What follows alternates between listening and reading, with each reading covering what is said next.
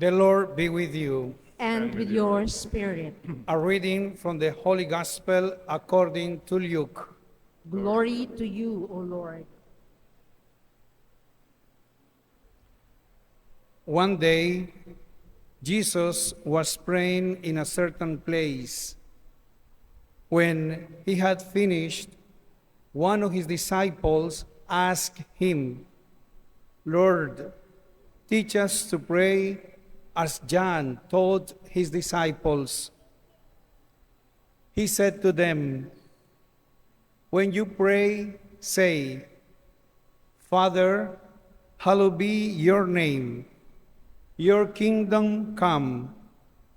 Give us each day our daily bread. Forgive us our sins, for we too forgive all who do us wrong, and subject us not to the trial." Jesus said to them, "If one of you knows someone who comes to him in the middle of the night and says to him, 'Friend, lend me 3 loaves, for a friend of mine has come in from a journey, and I have nothing to offer him.' And he from inside should reply, 'Leave me alone. The door is shut now, and my children and I are in bed. I can't get up to look after your needs.' I tell you, even though he does not get up and take care of the man because of friendship, he will find himself doing so because of his persistence, and give him as much as he needs. So I say to you, ask, and you shall receive. Seek, and you shall find. Knock, and it shall be open to you. For whoever asks receives. Whoever seeks finds. Whoever knocks is admitted. What father among you will give his son a snake if he asks for a fish? Or hand him a scorpion if he asks for an egg? If you, with all your sins, know how to give your children good things, how much more will the Heavenly Father give the Holy Spirit to those who ask him?" This is the gospel of the Lord. Praise to you, Lord Jesus Christ.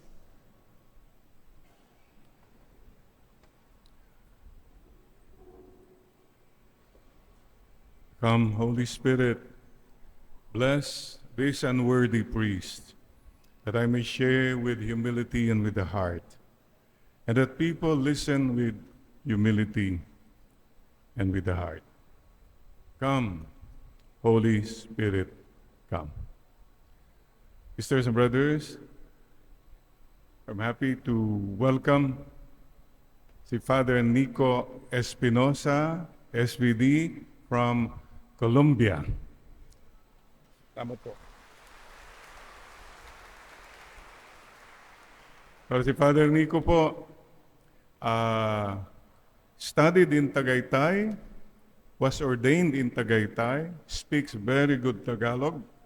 He was assigned also in Mindoro, and pwede ba magyabang, bigatin po, 15 years, 14 years sa GHQ namin, General Headquarters in Rome. And he is mabigat na tao, bigatin, pero magaan. Because he's such a welcoming, happy person and humble person. So Father Nico, welcome back home to the Philippines. Pusong Pinoy. Si Father Nico. Oh, ilan sa inyo ang nabaha? Nabaha sa bahay. Ba't mukhang walang binha? Wow. Sana Lord, tama na po. Sa totoo lang po, if this was just a natural thing, wala yung mga man-made structures o mga man-made na kagagawa natin mga basura, wala po talagang baha. So today, as we talk about the weather, by the way, may nagsabi, last week, sobrang ulan at baha. Kasi yung tatlo na weather disturbance, no pangalan nila? Emong, Dante, Krising, nagsisiksikan pumapasok sa par. Pwede naman isa-isa lang sana sila. Ayaw magbigayan. Ayan, na traffic tuloy. Alam nyo sa Pilipinas, kahit sa weather, traffic may traffic. Nagsisiksikan ang mga bagyo. Mga kapatid, having said that, we pray to God, our loving Father. If we follow the Our Father, there will be order and peace. The template, the formula for peace, dasalin mo yung Our Father, you live the prayer, Our Father. It is the Lord's Prayer. There will be peace and order if we acknowledge that we have a Father. Mga kapatid, today, we start with our Father. First of all, He is a Father. Not just a distant being, a presence, a power. No, Father talaga siya. Ama. And He is our Father. Hindi lang Father mo, hindi lang Father niya. If He is our Father, then we are brothers and sisters. O yun, magkakapatid tayo. Bakit tayo nag-aaway-away, nag-uunahan? Go back to what our Father is saying. Who art in heaven. He is a God. Diyos siya. What does it mean? Hindi ka Diyos. Hindi ako Diyos. Walang Diyos na tao. Huwag natin gawing Diyos ang ibang tao. Let's not play God. We have a God. We have a Father. He is God. We are not God. Hallowed be thy name. Ayun. He is holy. Holy, a holy, loving Father. Like Father, like Son. Like Father, like daughter. Let's all try to be holy. Sundan natin po siya. And we say today, He is holy, but Father, we are sinners. Period. Huwag po tayong magsanto-santuhan, mas magaling tayo sa iba, mas mabait tayo sa iba. Lahat po tayo, level the playing field. We are all sinners. Period. But that does not end in a period, mga kapatid. He is a loving Father, a forgiving Father. So we praise Him, His name. He is the one who is always with us. Your kingdom come. He is a king. Powerful. We are servants. Servants lang tayo. Huwag kang maghari-harian. Huwag kang magrena-renahan. Keep that in mind. We serve our King, and we are all servants of the King to spread His kingdom. Ano po yung kingdom ng ating Panginoon? A kingdom of peace, joy, justice, and love. Are we doing that? Are you doing that? Are you serving the King? Nagkakalat ka ba ng joy, peace, justice, and love? We serve our King, and please, We do not serve ourselves. We do not serve our leaders, our politicians. No, hindi po. We serve our country. Wag natin gawing hari yung sino-sino dyan, o reyna yung sino-sino dyan. We serve our king, we serve our country, we serve our people. And your will be done. Oh, ano yung sabi natin? God's will, God's way, God's time. His will be done. Keep that in mind. And today, we pray the second part, give us this day our daily bread. God is the great provider. There is enough for everyone kung wala sanang mga swapang. Sa totoo lang po, wala dapat naghihirap kung talagang maayos po ang bigayan. So we pray, give us this day daily bread. Tignan yung hinihingi natin just for the day. Mga iba po, tama na, mayroong na makain sa breakfast, sana may makain pa sa lunch, sa dinner. Pero mga iba po, wow, they have provisions for the next 100 years sa pera. Punong-puno na po. Daily bread lang po. Anong gagawin mo sa napakaraming pera? Masasayang lang po kung hindi mo pinapamigay sa mga kapatid mo. Your will be done, yes, Lord. And forgive us our sins. Patawad po, Lord. Makasalanan po kaming lahat. But please don't forget, God knows everything. Please bow your head and tell the Lord from the heart, Lord, patawad po sa aking mga kasalanan, sa aking mga pagkukulang, sa aking kahinaan. Lord, you know the score. Nothing is hidden from you. Patawad po.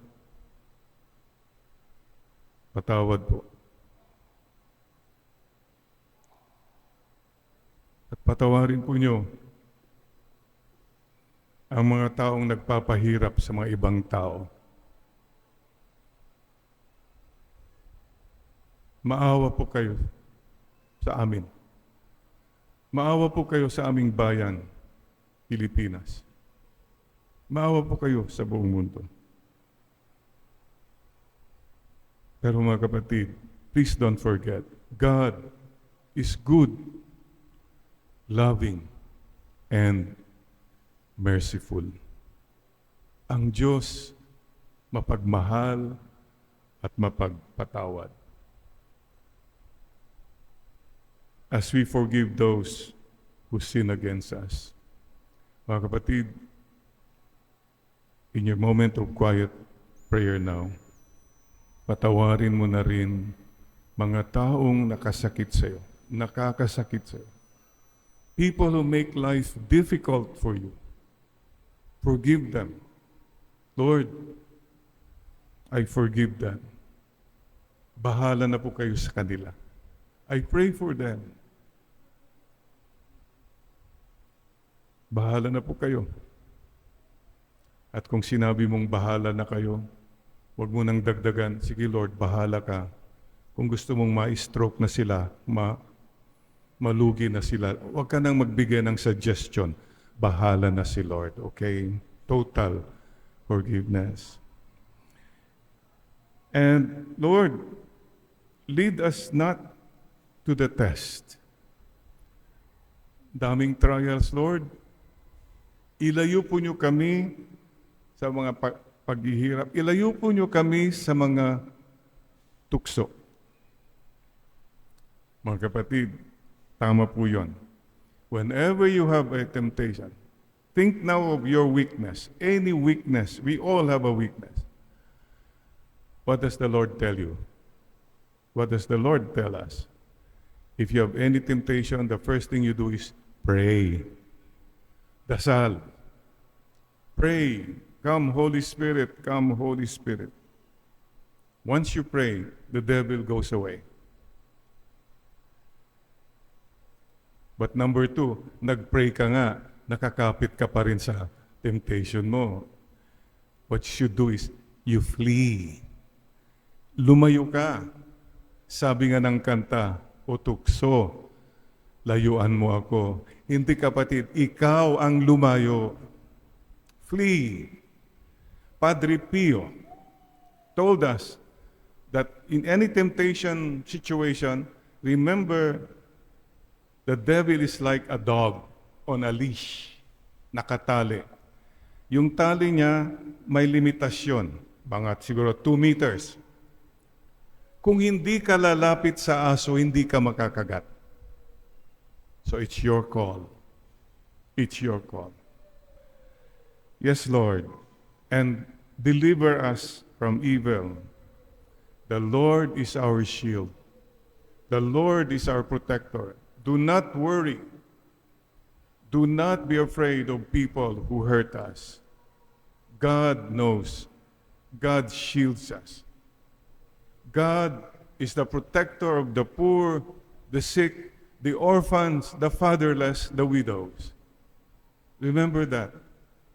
He is our greatest protector. And lead us not into temptation, but deliver us from evil. Amen. Yes, Lord. Amen means, yes, Lord, we believe, we trust, we surrender. BTS. Sisters and brothers, today, I would like us, guided by the Our Father, let us remember. How do we remember? Oh, sabihan mo yung katabi mo, hoy, my God, mayroong Diyos, hindi ikaw Diyos. Mag-usap kayo. Hindi ka Diyos, hindi ako Diyos. Ay, wag naman hoy, pangalan, sabi mo pangalan. Pangalawa, our Father. Mayroong tayong Ama, hoy, may tayong Ama. Magkapatid tayo. Magmahalan tayo. You now in your homes, oh Daddy, magmahalan tayo. Kayo, you tell one another, because this is what we have to now tell one another. Oh, you are in heaven. Oh, God is a God who is in heaven. Hallowed be thy name. Hoy uli. Alam mo, si God very holy. Sana ikaw maging holy rin. Baka ma-holy ka pag hindi ka nagbago. Holy is your name. We are sinners. Makasalanan tayo, pero ang Diyos maawain. We praise His name. Your kingdom come. Hoy, God is a king, ha? Makapangyarihan siya. Pero, mapagmahal siya. Sana ikaw maging mapagmahal din kahit magaling ka. Sabi mo sa katabi mo, kahit maganda ka, huwag kang maging masungit. Kahit yun. This is it. We have to make now the Our Father more concrete. We serve our King. Your will be done. Oh, sabi, ang kagustuhan naman ng Panginoon ang masusunod. Hindi yung kagustuhan mo. Akala mo ikaw kasi ang God. No. Makinig ka rin sa kagustuhan ng iba. And give us this day our daily bread. O magbigay ka naman. Ang dami mong bread. Share your bread as God shares our bread. Forgive us our sins. O, baka ngayon ng pagkakataon, sabi mo sa katabi mo, sorry ha, patawad. Sorry na rin sa utang ko, ha? Okay na ba yun? This is it. We have to apply the Our Father. At pinapatawad na rin kita. Ayan. That's it. Then the Our Father becomes real. And lead us not to the test. Sabi mo sa katabi mo, ingat ka. Ingat lang. Madalas kumisan tinetesting ka lang ni Lord. Huwag kang mawawalan ng pag-asa. Hindi tayo pababayaan ni Lord. And ingat ka sa mga tukso. Ikaw kasi, hindi ka lumalayo sa tukso. Kaya nagkakaganyan ka. See, this is it. We are brothers now telling what our Father is telling us. And deliver us from all evil. Don't worry. Be happy. Hindi ka pababayaan ng Panginoon natin. And deliver us from all evil. Amen. Yes, Lord? Sabi mo sa katabi mo ngayon, BTS. Believe, trust, surrender. Amen. Amen. There. Please, don't just pray the Our Father. Live the Our Father. And you'll have peace. You'll have order in your heart, in your family, in our society, and in the world. We have a loving Father. Maraming salamat po, Ama. Mapagmahal na Ama. Maraming salamat po.